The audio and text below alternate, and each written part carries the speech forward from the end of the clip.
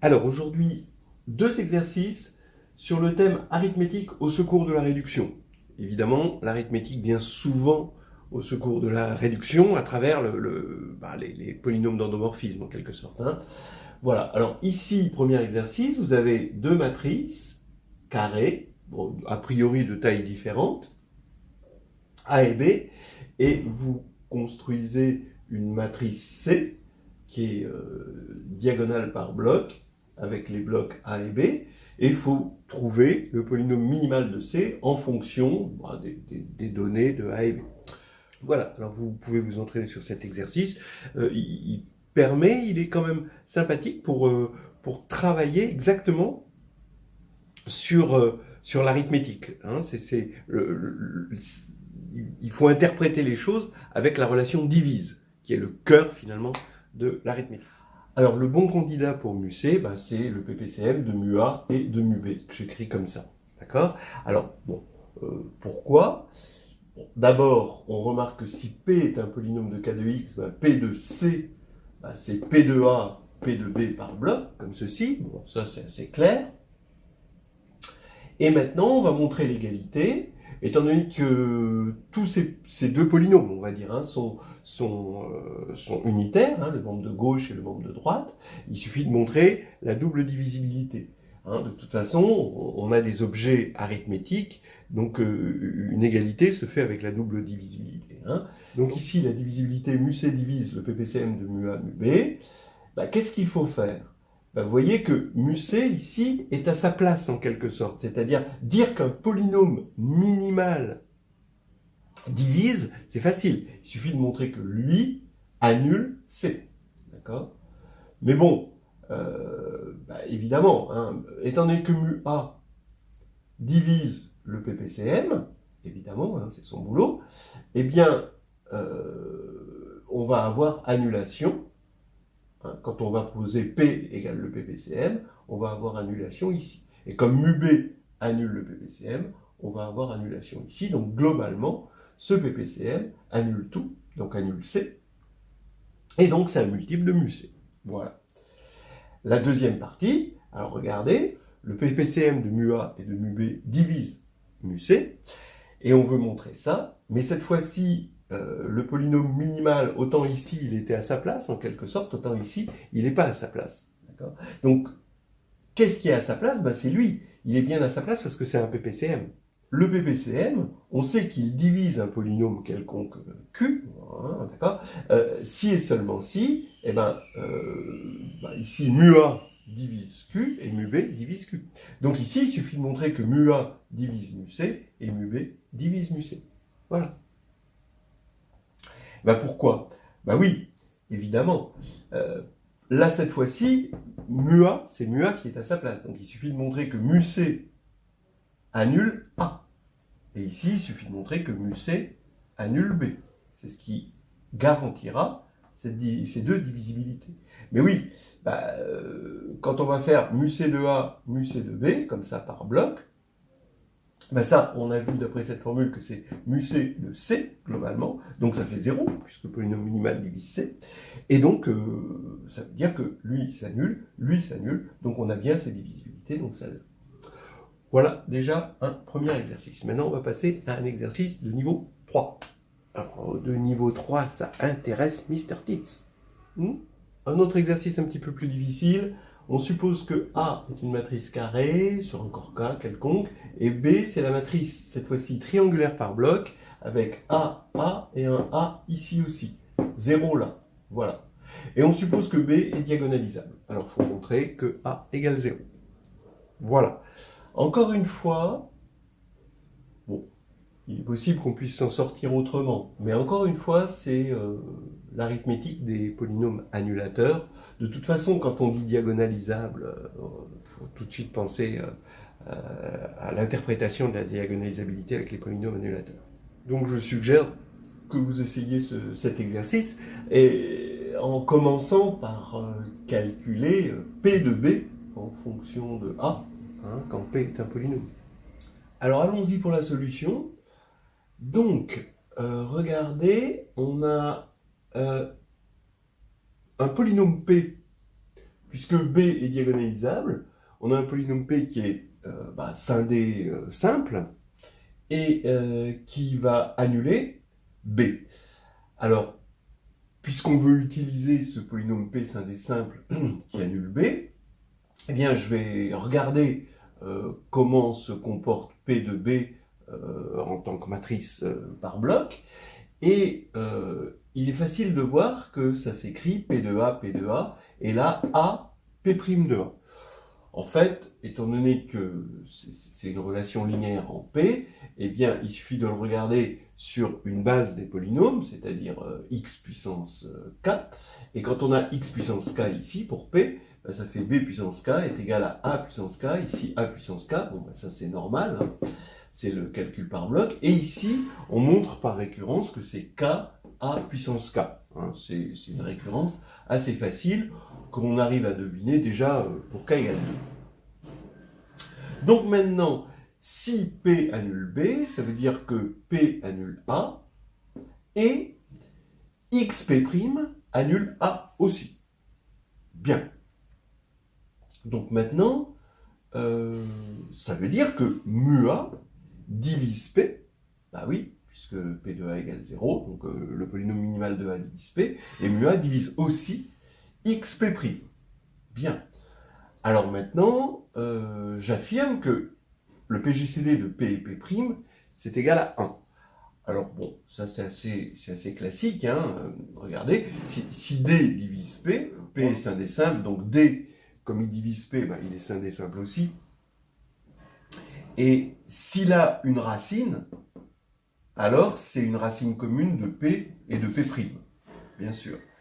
Mais ça c'est pas possible, hein, étant donné que P est scindé simple, il n'y a pas de racine commune.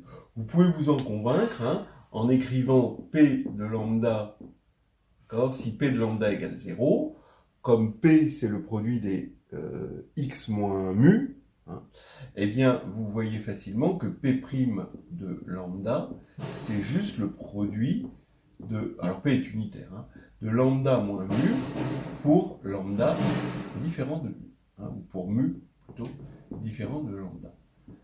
Donc ça parcourt toutes les racines, donc on est dans mu parcourt l'ensemble des racines de P différentes de lambda ici. Et donc ça c'est différent de 0 évidemment. Voilà. Tout ça pour dire que D est un polynôme scindé simple sans racine et unitaire. Donc ça fait dire que D égale 1. Et donc on a bien ici le PGCD qui est égal à 1. Très bien. Alors maintenant, mu A divise P, donc il divise XP aussi, bien sûr. Et donc, comme il divise les deux, il va diviser le PGCD des deux. Mais le PGCD de XP et de XP', c'est X fois le PGCD de P', donc c'est X fois 1. Donc ça fait X. Donc ça veut dire que mu A divise X. Évidemment, mu A est différent de 1, parce que 1 n'annule pas. 1 de la matrice A, c'est l'identité. Donc l'identité qui est non nulle, parce qu'on est en dimension strictement positive. Voilà. Et donc ça va faire que mu A, il lui reste pas tellement de place, il est forcé d'être égal à X. Et donc comme il annule A, ça veut dire que A égale 0. Et c'est terminé. Alors maintenant, on peut s'amuser à faire une petite variante qui est également un peu classique comme variante. On va prendre ici une matrice C. D'accord? Alors ici, on va effacer là. On va prendre une matrice C qui commute avec A. CA égale AC. Quand même, ça c'est important. Et donc on suppose que B est diagonalisable et il faut montrer que C égale 0 cette fois-ci et A diagonalisable. Voilà. Bien. Alors, c'est pas vraiment difficile. D'abord, étant donné que A et C commutent, c'est facile de calculer B2. Vous allez calculer B2, ça va faire, ici vous aurez A2, A2, et là vous allez avoir AC plus CA, donc comme il commute, ça va faire 2 AC. D'accord? Voilà. Et donc en général, vous allez avoir ici, bon, C commute, hein, vous pouvez mettre le C à droite ou à gauche, c'est pareil. Voilà. Et ici, on aura, dans le cas général, C à K-1. Voilà. Donc, maintenant, bon, ça change un petit peu, mais pas tellement. On a B qui est diagonalisable, P donc qui l'annule et qui est simple et simple. On retrouve le fait que P et P' sont premiers entre eux. Et maintenant, bah, on peut s'amuser, hein, essayer de le faire vous-même. Donc maintenant, on garde P de A égale 0 et on a C P' A égale 0. Bon, là, j'efface aussi. Et en fait, qu'est-ce qu'on a? Bah, comme P et P' sont premiers entre eux, je vais écrire ici une relation de Bezout entre P et P'. Alors ici, on évalue en A, ça fait U de A, P de A, plus V de A, P' de A, égale identité, la matrice identité, et on va multiplier par C.